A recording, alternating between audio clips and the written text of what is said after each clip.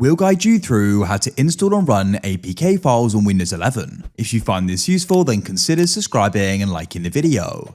This is convenient to do because you can then go and use them on your computer and not just your mobile. So to get started with this, head to the link in the description or the pinned comment. That'll go and take you to the BlueStack site. What you then need to do is go and press the download button here. This is an affiliate link which supports the channel at no extra cost as well. After you've got the installer, you need to go and open up your file explorer and come into your downloads. Double click on the installer and we can go and start the install process. You'll get a security pop-up and you need to go and press yes. You'll see this screen here. What you need to then do is go and press install. Mine says update as I already have it. When it's finished, it should automatically go and start. Otherwise, you can search for it at the bottom and it'll go and start running. When it opens, it'll bring you to the store and you can start getting apps. But what we can do is press the home button in the bottom right or the top left.